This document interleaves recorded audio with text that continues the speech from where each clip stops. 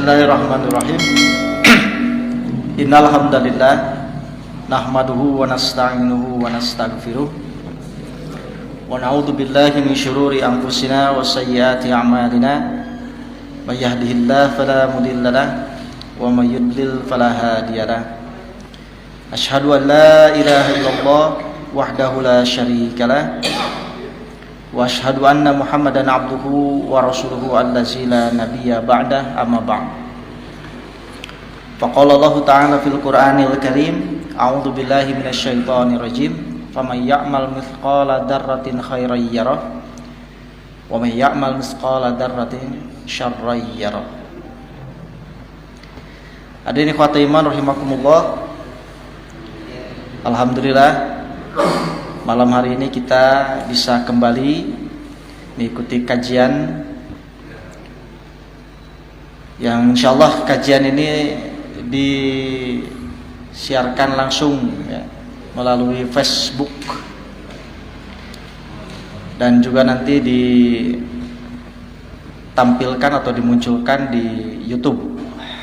Nah, jadi yang biasa ikut, kalau hari ini tidak langsung hadir, bisa mengikuti melalui channel YouTube Hasilmu ya. Ikhwati rahimakumullah, malam hari ini kita akan membahas, ini masih ada kaitan dengan parasit akidah sebetulnya. Tentu saja ini sebuah ungkapan yang mungkin sering kita dengar, bahkan kalau kita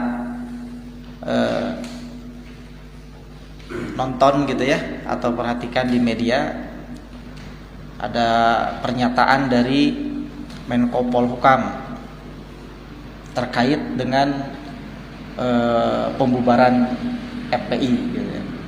Jadi kata beliau, kalau saya salah dalam menentukan, atau kalau saya salah karena telah membubarkan gitu ya, maka saya siap menerima karmanya gitu. Nah, ini menarik gitu ya, setingkat pejabat gitu kan ya, menyatakan ungkapan yang demikian. Apalagi lebih-lebih kalau di masyarakat umum gitu ya. Seringkali kita mendengar gitu, kalau misalkan ada seseorang gitu ya, terkena satu hal yang tidak mengenakan, maka biasanya suka dikait-kaitkan dengan kesalahan orang tersebut di masa lalu. Bungan eta teh baheulana kitu tah, maka eta disebut karma teh ya. Nah, begitu. Jadi kalau kita pahami secara sederhana begitu ya, karma itu balasan gitu, balasan terhadap satu perbuatan, balasan terhadap suatu perbuatan karena perbuatan itu dilakukan di masa lalu gitu.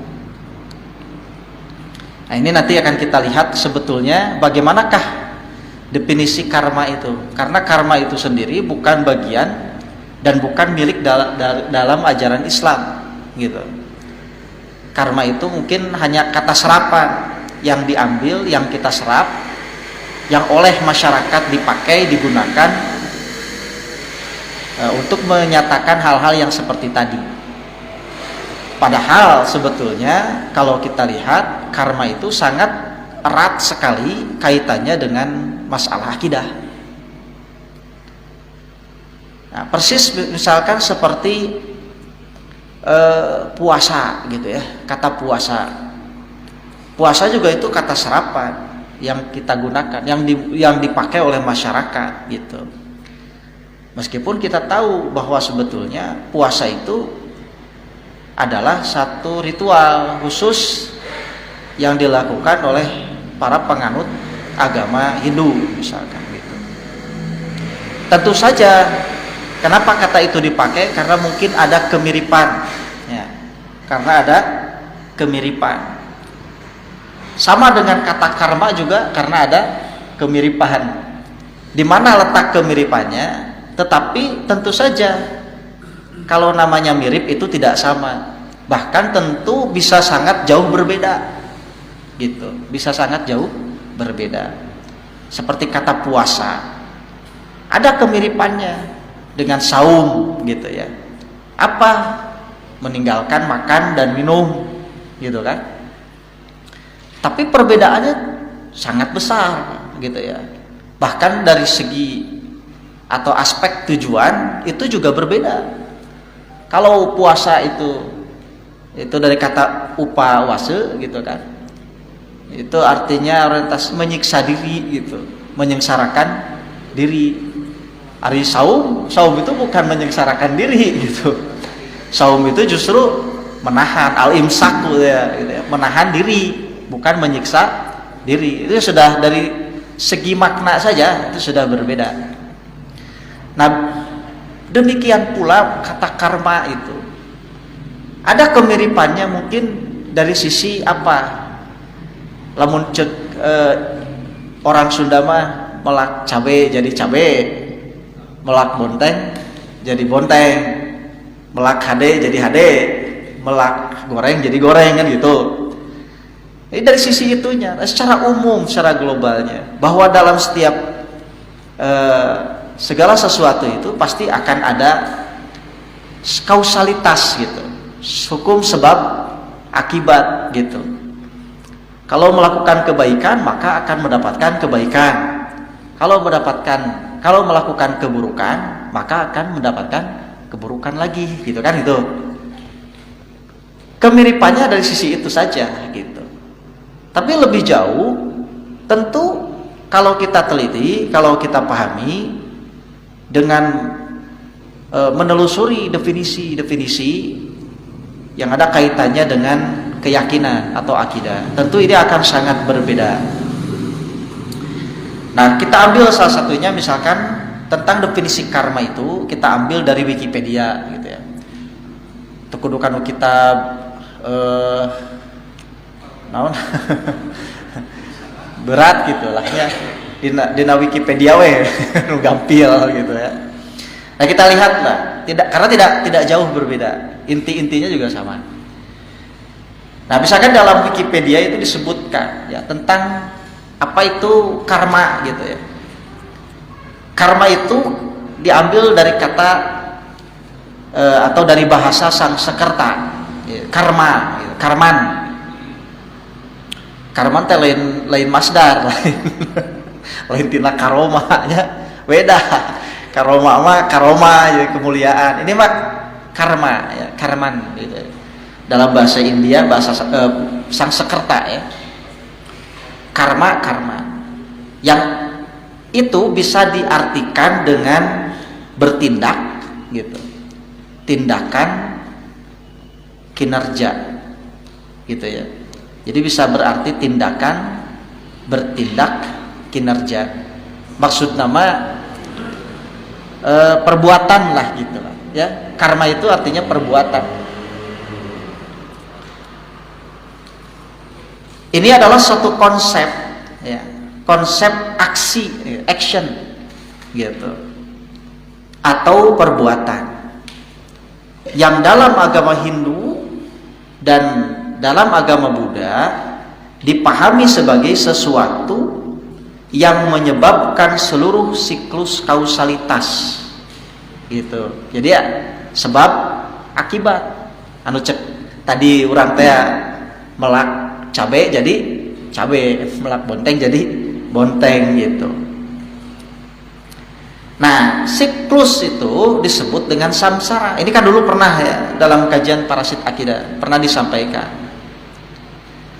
Konsep ini berasal dari India kuno dan terus dijaga kelestariannya dalam filsafat agama Hindu, agama Jaina, agama Sikh, dan juga Buddhisme ya.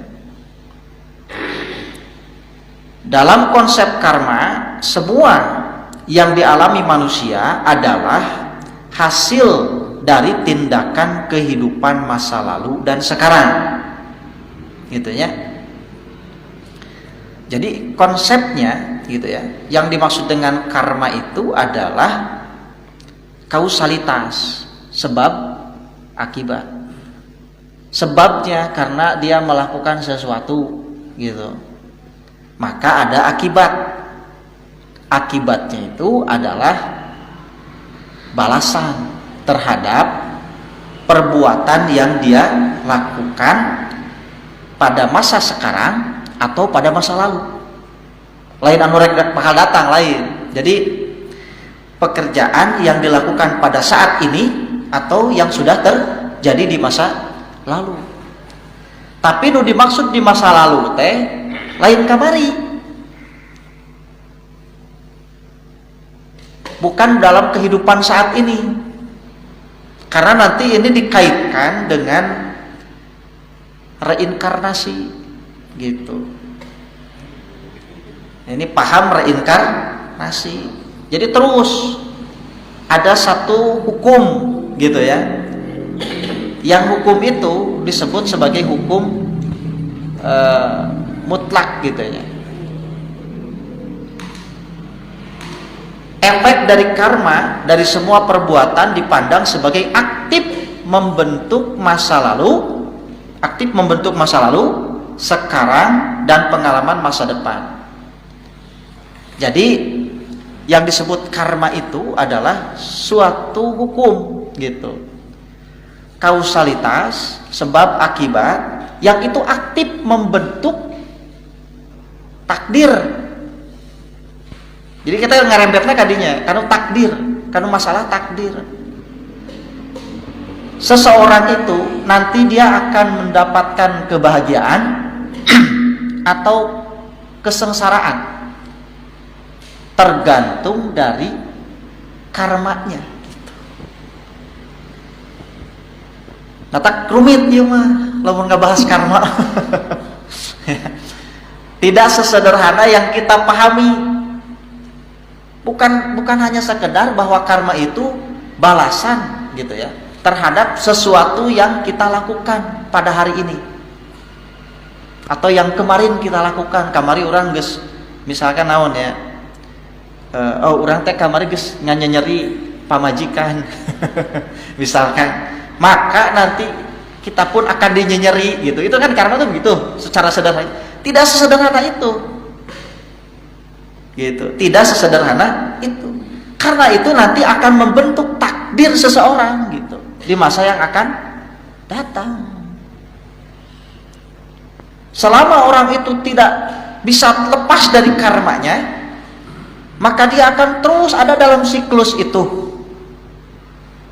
Terus hirup teh kitu jeung kitu gitu.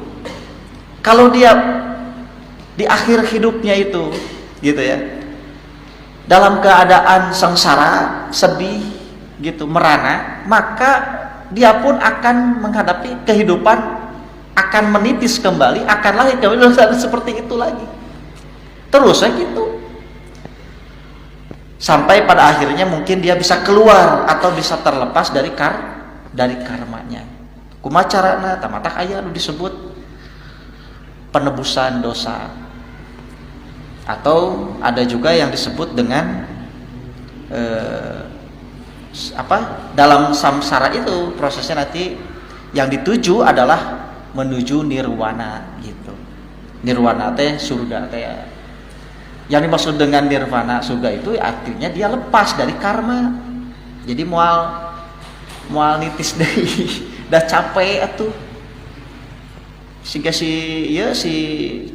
kipat kai kan gitu terus gitu kan, tentang cinta itu deritanya tiada berakhir ya dah gitu karma gitu kan, hukum karma terus gitu anu diungkapkan kata eta deui deritanya tiada berakhir gitu.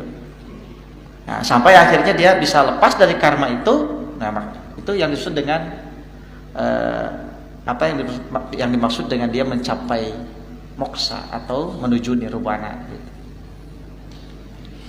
Nah hasil atau buah dari tindakan itu disebut dengan karma pala ya. Karma pala itu atau karma pala gitu ya adalah salah satu dari 5 keyakinan Pancasrada. Ini dalam agama Hindu gitu ya. Serta filsafat dari agama Dharmik. Ya, agama Dharmik itu termasuk Buddha, tidak hanya Hindu. Termasuk di dalamnya penganut Jaina, penganut Sikh gitu, dan lain-lain. Karma pala itu berakar dari dua kata, yaitu karma dan pala. Karma yaitu tadi artinya perbuatan, sedangkan pala itu artinya buah. Palanya karma itu perbuatan, aksi, sedangkan pala itu artinya buah atau hasil. Jadi karma pala itu berarti buah dari perbuatan, baik yang telah dilakukan maupun yang akan dilakukan. Nah, ini menarik, perlu kita lihat dulu. Ternyata hasil atau buah dari perbuatan itu menurut keyakinan mereka itu ada 3 macam gitu. Ada 3 macam. Yang pertama, karma pala itu ada yang disebut dengan sancita. Ya. Sancita itu apa? Sancita itu jenis pala, berenangnya jadi pahala teh ya. Pahala oge itu tina pala gitu. Ya, aya dino bahasa Arab kan lain pahala teh lain pala, tapi ujroh begitu kan? Ujroh, ganjaran gitu kan, balasan gitu. Nah, pala atau pahala. Sancita itu jenis pahala atau hasil ya, yang diterima pada kehidupan sekarang atas perbuatannya di kehidupan sebelumnya. Jadi nah manehna jadi jelema beunghar eta teh lantaran manehna baheula saacan lahir deui ya, dia itu sudah melakukan satu kebaikan gitu ya, sehingga dia pantas mendapat kebahagiaan berupa kekayaan, keturunan yang banyak gitu kan, istri yang cantik gitu dan lain sebagainya. Begitupun tidak hanya diukur dari sesuatu yang baik saja pahala itu. Ada orang kan pahala teh nu alus ya. Pahala itu tidak hanya sesuatu yang baik, bahkan sesuatu yang buruk pun gitu. Kenapa dia misalkan hari ini cacat gitu, matanya tidak bisa melihat sebelah, itulah karma. Mungkin dia sebelumnya gitu kan pernah melakukan kejahatan, pernah mecakeun panon batur misalkan, sehingga ayeuna mana jadi pecak gitu pas lain. Itu disebut dengan sancita itu. Jadi sancita itu perbuatan pahala gitu ya, pahala yang dia dapat karena perbuatan di masa lalu, di masa kehidupan sebelumnya. Kemudian ada yang disebut dengan karma pala prarabdha. Kalau yang dimaksud dengan prarabdha itu jenis perbuatan yang dilakukan pada kehidupan saat ini dan pahalanya juga didapat hari ini gitu. Eta mah kontan, anu kontan. Ari anu tadi mah menang melak baheula gitu nya. Ari ieu mah begitu melak, begitu panen gitu. Buahna aya harita keneh di kehidupan sekarang gitu ya. Sebetulnya dalam Islam juga ada gitu kan, jenis-jenis pahala seperti itu, balasan seperti itu. Tapi kalau yang nomor 1 itu tidak ada. Yang disebut sancita itu tidak. Kemudian yang ketiga ada kriya mana karma pala. Nah, kalau ini jenis perbuatan yang dilakukan pada kehidupan saat ini, namun pahalanya akan dinikmati pada kehidupan yang akan datang, baik atau buruk.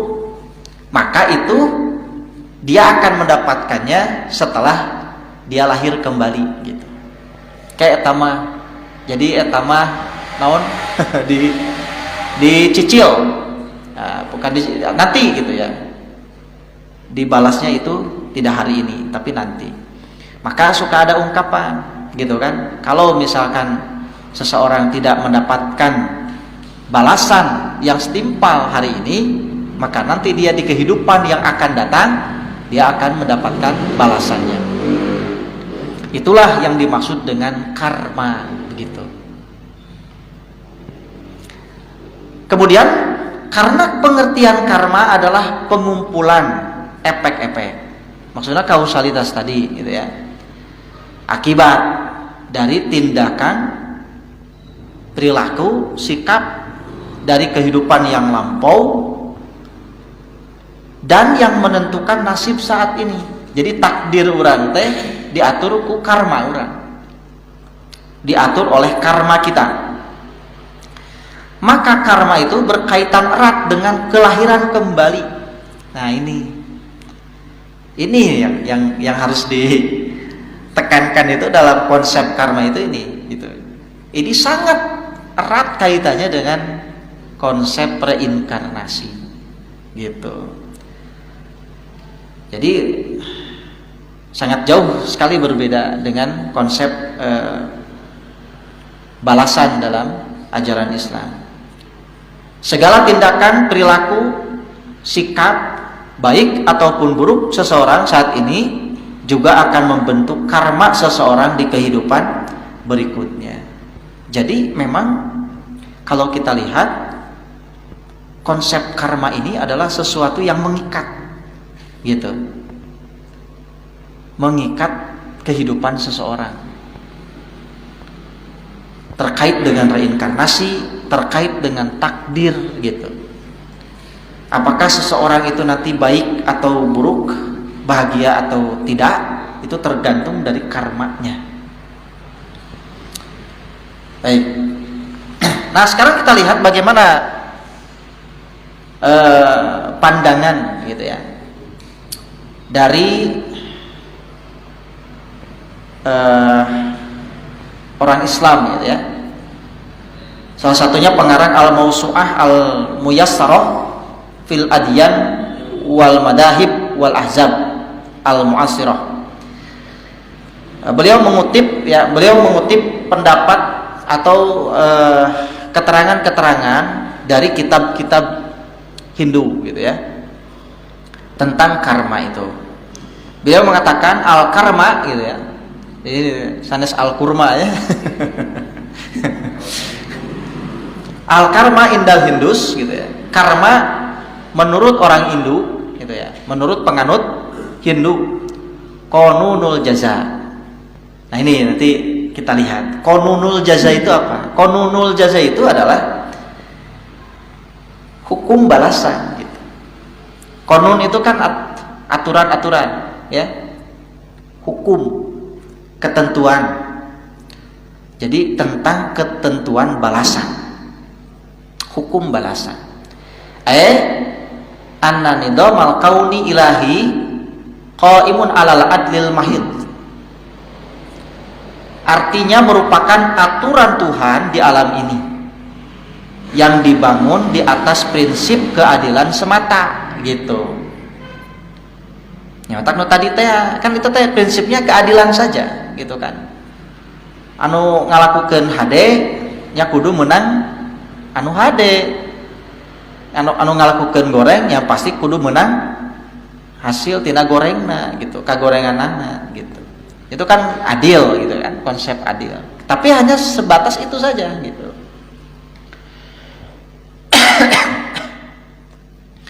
Hadal adlu alladhi sayaqa'u la mahalata imma fil hayatil hadirah au fil hayatil qadimah.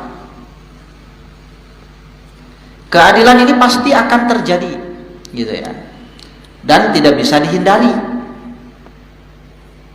Jadi setiap orang nanti akan mendapatkan balasan. Nah, baik itu pada fase kehidupan, gitu ya, sekarang maupun kehidupan di masa yang akan datang, gitu. Jadi lamun teu meunang ayeuna pasti bakal menang balasan ke dina kahirupan anu bakal datang. Nah, itu konsepnya, konsep karma pala yang tadi. Wa jazaa hayatin yakunu fi hayati ukhra, gitu ya. Balasan satu fase kehidupan ada pada fase kehidupan yang lain. Wal ardo hiya darul ibtila kama annaha darul jaza was sawab. Sebagaimana dunia ini merupakan negeri balasan. Jadi dunia itu adalah negeri balasan. Jadi mata terus karena hirup deui gitu. Nitis hidup lagi, nitis deui paeh, hirup deui, nitis deui gitu. Di dunia. Nah, gitu.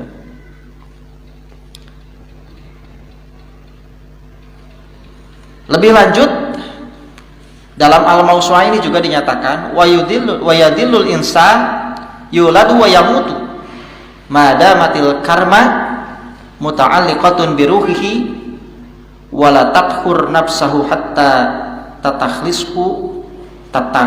tatakhlisu minal karma haitsu tantaha wa raghabatuhu wa indaha yabqa hayyan khalidan fi na'imin najah. Setiap manusia akan kembali dilahirkan dan mati, gitu kan? Selama karma ini melekat pada ruhnya, jiwanya tidak akan bisa lepas sampai terbebas dari karma. Ketika semua yang diinginkan mencapai puncaknya, disitulah dia bisa hidup kekal dalam kenikmatan. Wahia marhalatu, dan tingkatan itu disebut an-nirvana, nirwana ya. Jadi bisa lepas dino karma itu sampai nanti manusia itu sadar hakikat dari kehidupan. Jadi gue seberapa kali terus gitunya. Pada akhirnya dia sadar, kemudian dia melakukan kebaikan. Nah disitulah dia kemudian akan lepas dari karma itu dan masuk ke dalam nirwana. Itu yang maksud dengan konsep karma gitu ya, secara definisi berdasarkan pandangan dalam ajaran agama Hindu. Nah sekarang bagaimana dalam pandangan Islam gitu ya, pandangan Islam terhadap konsep karma itu. Nah seperti yang kita pahami gitu ya, bahwa agama dan prinsip hidup yang dianut oleh masyarakat Hindu itu adalah agama berhala. Itu kan? Prinsip mereka dibangun berdasarkan keyakinan yang salah dan khayalan-khayalan yang kosong. Sementara hukum karma adalah turunan atau keyakinan dari akidah sesat yang mereka yakini, dan mereka menjadikan karma itu sebagai prinsip hidupnya. Maka dari keterangan di atas kita bisa menyimpulkan beberapa hal yang menunjukkan kesesatan keyakinan hukum karma.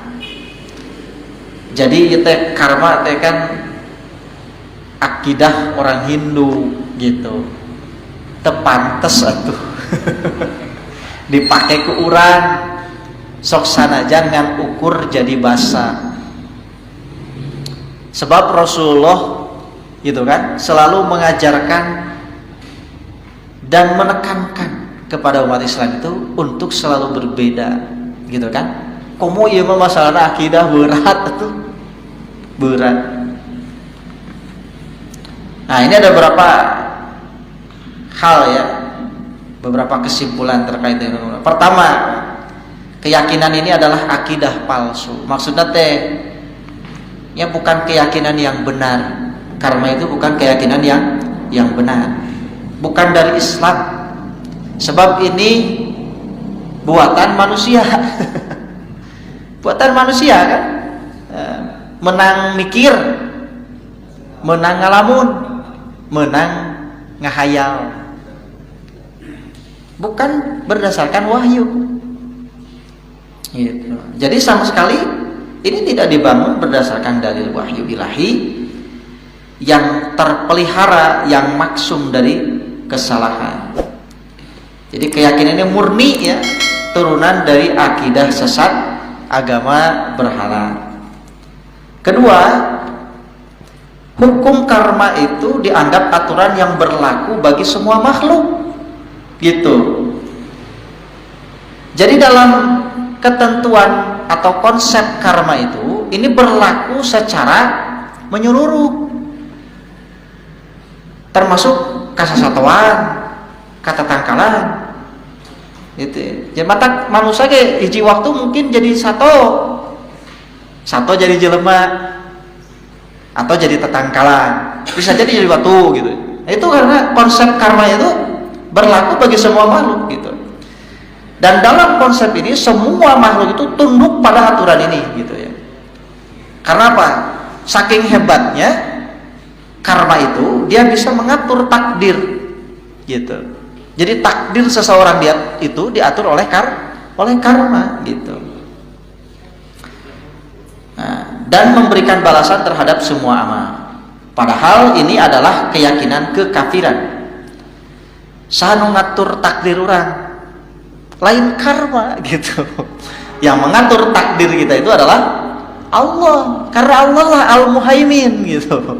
Allah lah yang maha mengatur gitu. Yang maha mengatur itu adalah Allah. Dia yang mengatur segala urusan. Dan dialah nanti yang akan menghisab perbuatan manusia. Jadi bukan ku karma gitu, tong percaya ke karma gitu. Tapi yakin bahwa setiap perbuatan itu akan ada balasannya sesuai dengan firman Allah tadi. Faman ya'mal misqala dzarratin khairan yarah wa may ya'mal misqala dzarratin syarran yarah gitu.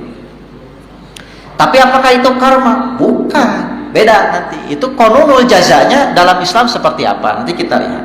Kemudian kesimpulan yang ketiga, karma ini adalah satu keyakinan yang merupakan bagian dari akidah yang rusak, akidah yang batil gitu ya. Yang bisa mengantarkan manusia pada tingkatan bebas selamanya. Itulah tujuan hidup tertinggi menurut mereka. Di sisi lain, karma merupakan balasan bagi setiap perbuatan yang dilakukan manusia. Karena itu orang tidak bisa lepas dari hukuman ini selama karma masih ada. Jadi karma itu mengikat gitu. Sementara dalam Islam itu kehidupan manusia tidak diikat oleh karma gitu. Bukan oleh balasan dari perbuatan kita. Perbuatan kita tentu akan mengikat terhadap diri kita, dalam arti mengikat bahwa itu akan dipertanggungjawabkan. Tapi kapan dipertanggungjawabkannya? Gitu kan? Nanti akan ada hisabnya. Terkait balasan itu bukan urusan kita, karena balasan itu adalah hak prerogatif Allah gitu. Nah itu ya beberapa kesimpulan terkait karma itu. Selanjutnya, bagaimana konsep qanunul jaza dalam Islam itu? Qanunul jaza itu ya tadi aturan atau hukum tentang balasan itu seperti apa? Tadi disampaikan dalam ayat ke-7 dan ayat ke-8 surat Al-Jaljalah. Allah mengatakan, "Faman ya'mal misqala dzarratin khairan yarah wa may ya'mal misqala dzarratin syarran yarah." Siapa yang beramal baik walaupun itu seberat biji darah gitu lah. Biji darah itu juga ada yang mengartikan biji sawi gitu ya. Biji sawi kan letik ya, ada juga yang mengatakan biji semut. Nah, pokoknya biji darah itu kecil gitu ya, tapi itu akan mendapatkan balasan. Jadi tong dianggap enteng, tong anggap remeh karena hiji pagawean sok sanajan hanya sekedar memindahkan duri di jalan gitu kan, itu akan ada ganjarannya, akan ada balasannya. Kadang orang teh sok berat gitu nya, lamun aya jalmi minta tulung teh kan rada beratnya. Nah, komo lamun orang misalkan sarua gitu, kekurangan, itu akan agak ada perbedaan gitu. Tapi disitulah gitu kan nilai-nilai itu akan diuji gitu. Bahwa manusia itu ukurannya adalah anfa'uhum linnas gitu kan, yang paling bermanfaat bagi yang lainnya. Sedikit manfaatnya ya maka sedikit juga gitu kan nilainya. atau kedudukannya. Pak atau Pak bantosan Pak gitu nya. Pada kasaha tuh abdi minta tolong teh. Emang maneh saha tuh wow acan gitu. Nah, kalau orang berpikirnya seperti itu kan susah, berat untuk melakukan kebaikan gitu kan. Karena tidak yakin dengan ayat ini. Gitu kan. Tidak yakin dengan ayat ini. Jadi anu kudu ditulung teh anu wawuh, anu kenal gitu kan. Dulurna gitu kan. Tapi anu teu wawuh mah nah itu. Komo teu aya koneksi gitu kan, lain sasaha gitu. Mata tulung ka jenderal emang saha gitu. Jadi kebaikan sekecil apapun dalam Islam itu akan ada balasannya. Demikian pula kejelekan sekecil apapun itu akan ada balasannya gitu. Komo atuh anu gede anu leutik wae bakal dibalas gitu, ada gitu balasan. Komo anu gede ngabohong leutik aya balasanna, komo ngabohong anu gede gitu. Kemudian yang kedua dalam surat Ar-Rum ya, surat ke-30 ayat 41 Allah berfirman, "Dhaharul fasadu fil barri wal bahri bima kasabat aydin nas." Telah nampak kerusakan di darat dan di lautan disebabkan karena perbuatan tangan-tangan manusia. Liyudhiqahum ba'dal ladzi amilu la'allahum yarji'un. Agar Allah merasakan kepada mereka sebagian dari akibat perbuatan mereka, agar mereka kembali ke jalan yang benar. Oh iya, konsep anu tadi teh anu dina karma pala teh gitu kan. Tapi tentu saja berbeda gitu ya, bahwa Allah pun akan memberikan balasan gitu kan terhadap sesuatu yang dilakukan oleh manusia di dunia gitu ya. Tetapi itu bukan balasan yang sebenarnya, karena itu ada tujuan-tujuan pengajaran di situ. Ketika misalkan bencana, bencana ditimpakan kepada manusia, maka di situ ada satu pelajaran bahwa manusia seharusnya berpikir bahwa itu adalah akibat dari perbuatannya. Tidak mungkin Allah menimpakan bencana gitu kan kalau itu bukan berasal dari manusia sendiri gitu ya. Sebenarnya kan banjir, longsor dan sebagainya itu kan karena tentu ada campur tangan manusia gitu ya, terhadap kerusakan alam gitu ya, seperti itu, kerusakan lingkungan. Bahkan tidak hanya secara fisik, kerusakan moral dan akhlak ternyata itu pun dapat berpengaruh terhadap kerusakan alam. Bahkan itu bisa, nah cenah hubungannya kerusakan moral dengan kerusakan alam. Ya tentu saja sangat berkaitan. Orang-orang yang korupsi itu dia itu rusak moral gitu kan. Nah, itu kan bisa secara terasa itu akan memiliki dampak yang luar biasa. Apa yang dia korupsi gitu kan, sehingga melahirkan timbul kejahatan, kemudian juga ya tentu saja nanti akan lari kepada kerusakan alam dan mengundang bencana dan sebagainya. Wallahu a'lam bishawab gitu ya. Nah, jadi perbuatan manusia di dunia pun akan mendapatkan balasan gitu. Itu konsep dalam Islam. Akan ada balasan, tapi di situ ada pengajaran, ada mauidhahnya, ada pengajaran agar manusia ketika mendapatkan teguran dari Allah itu dia kembali kepada jalan yang benar gitu. Tapi kalau Allah teh geus dibere peringatan sekali, 2 kali, 3 kali, hayo terus gitu berdegong jelema teh gitu. Nah, mun geus kitu mah hese. Ya, kalau sudah seperti itu. Ya, mudah-mudahan lah gitu lah. Setiap peringatan, teguran itu akan semakin membuat kita sadar dan kembali kepada jalan yang Allah ridhoi. Kemudian yang ketiga, dalam surat As-Sajdah ya, ayat 21 Allah berfirman, "Walanudhiqannahum minal adabil adna dunal adabil akbar la'allahum yarji'un." Ini juga sama. Jadi konsepnya bahwa nanti di dunia itu Allah akan menimpakan azab, siksaan. Gitu ya. Dan sesungguhnya kami merasakan kepada mereka sebagian azab yang dekat. Jadi di dunia ini gitu. Azab di dunia.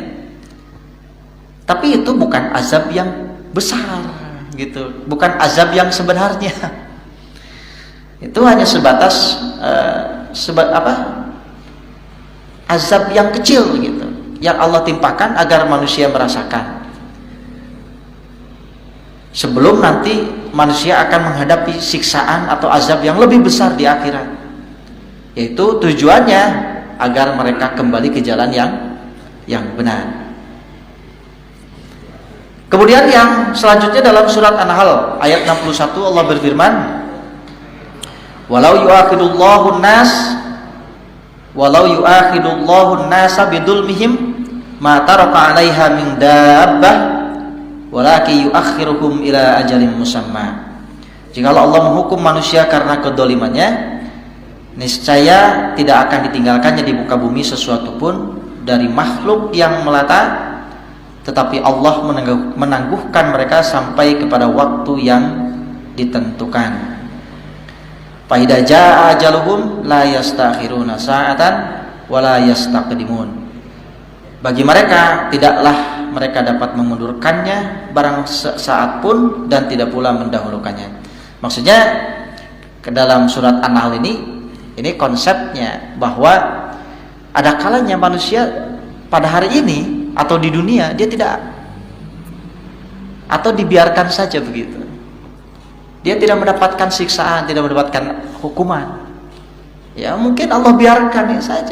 Jadi tidak menutup kemungkinan kalau mungkin kita lihat itu jelema teh bodogong teuing gitunya. Orang itu wah pokoknya mah ngabangkang, pelontong, kafir lah gitu lah ya. Tapi kok Allah teh dihukum-hukum gitu. Jangan dikira itu bahwa Allah membiarkan gitu. Tidak gitu. Eta teh ngahaja diantepkeun gitu. Sabab maneh nama bagianana azabul akbar gitu. Azab yang besar nanti keun we ayeuna beri tanggeun gitu. Mungkin hari ini mereka bisa menutupi gitu kan perbuatan-perbuatan buruk mereka, bisa sewenang-wenang, bisa dolim, bisa seenaknya, poya-poya, pokoknya jadi raja lah gitulah ya, di alam dunia, jadi Fir'aun lah gitu di alam dunia. Tapi itu tidak akan dibiarkan. Bahwa nanti pada satu saat ila ajalin musamma, kalau sudah tiba waktunya, nah itu kalau sudah tiba waktunya, Fir'aun saja gitu kan, kalau sudah tiba waktunya dia tidak bisa mengelak gitu. Ketika nyawa sudah mau keluar di tenggorokan gitu kan, baru dia mengatakan amantu birobbi Harun wa Musa.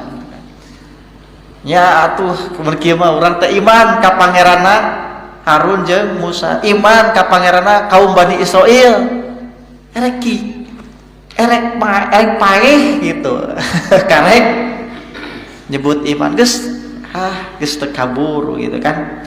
Nah, ini lah kalau sudah tiba faida ajaluh, kalau sudah tiba maka la yastakhiruna sa'atan wa la yastaqdimun. Tidak bisa di akhir-akhir kayak weh deui jadi itu bisa dan tidak bisa disegerakan. Jadi kalau misalkan sekarang kita cing menang anu darulim sing buru-buru diadab ku Allah. Ya teman doa orang, hayang orang mah gitu kan. Gitu. Tapi mungkin Allah Maha tahu gitu kan, dan mungkin siksaannya itu akan sangat dahsyat gitu. Dibiarkan saja biarkan saja. Makanya kalau hari ini mereka senyum-senyum, biarkan mereka senyum gitu. Kalau hari ini mereka tertawa, biarkan mereka tertawa sepuasnya. Tapi nanti gitu. Nanti mereka yang akan menangis, mereka yang akan hina, dan kita yang akan tertawa gitu. Itu dalam surat Al-Mutaffifin gitu ya. Ada akhirnya pada sebelumnya mereka yang tertawa gitu, menertawakan orang-orang yang beriman gitu kan. Tapi nanti orang-orang yang beriman yang akan menertawakan orang-orang kafir gitu.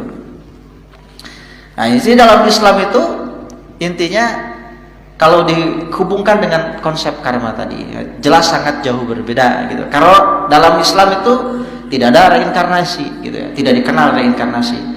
Di dunia manusia hidup satu kali, jadi tidak di dunia kena dia lahir nipis lagi tidak hidup berkali-kali. Kalau sudah mati ya mati, meninggal dia menunggu nanti tinggal di hari kiamat dibangkitkan lagi gitu ya. Bukan setelah mati kayak lahir jadi naon, kayak geus maot dihirupkeun deui jadi orai, geus jadi orai kayak jadi keledai, geus jadi keledai jadi monyet. Nah gitu. Halusnya jadi satu terus gitu kan. Nah, tidak seperti itu karena dalam Islam itu tidak ada konsep reinkarnasi, dan setiap orang itu bertanggung jawab dan memikul akibat dari apa yang dia lakukan sendiri. Ya mungkin nanti ada ya beberapa konsep, misalkan pernah tidak mendengar tentang misalkan orang yang misalkan berzina gitu ya. Zina itu kan hutang gitu ya. Zina itu hutang. Maka nanti katanya dipahami itu ditafsirkan bahwa orang yang berzina itu nanti dia akan merasakan siksaan, tapi cenah nah entah itu anaknya, entah itu siapanya, itu saya kira kurang tepat gitu. Karena nanti itu akan masuk terjebak dalam konsep makna karma itu. Padahal dalam Islam itu setiap orang bertanggung jawab dan memikul akibat dari apa yang dia lakukan sendiri. Belum tentu takdir misalnya atau adilnya misalkan orang melakukan dosa kayak budak orang gitu kena getahna gitu kan, tidak seperti itu kan, karma itu seperti itu gitu kan, tidak seperti itu karena setiap orang itu hidup dengan takdirnya sendiri budak orang ngajalanan takdirna sorangan lain takdir orang gitu. Sementara kalau dalam konsep karma, maka karma itu mengikat gitu. Mata wajar kalau misalkan nu ngalakukeun dosa bapana kayak budakna anu ngarasakeun gitu. Kayak dulurna sahana gitu, seperti itu. Dan tidak seperti itu. Dalam Al-Qur'an ini dalam surat An-Najm-nya. Wa laisa lil insani illa ma sa'a wa nasa'yahu sawfa yura summa yujzahul jazaa'al awfa. Bahwa seseorang manusia itu tiada memperoleh selain apa yang telah diusahakannya. Bahwasanya usaha itu kelak akan diperlihatkan kepadanya, akan dimunculkan, gitu kan? Kan nanti yang rahasia-rahasia itu akan dimunculkan nanti di hari kiamat. Kemudian akan diberi balasan kepadanya dengan balasan yang paling sempurna, yang paling adil dari Allah, gitu. Jadi itulah konsep qanunul jaza dalam Islam yang tentu sangat jauh berbeda dengan konsep karma dalam ajaran Hindu. Mudah-mudahan ini bisa menjadi pegangan bagi kita semua. Yang benar dari Allah, yang salahnya dari kesalahan saya sendiri sebagai penyampai. Aqulu qauli hada wa astaghfirullah li wa lakum.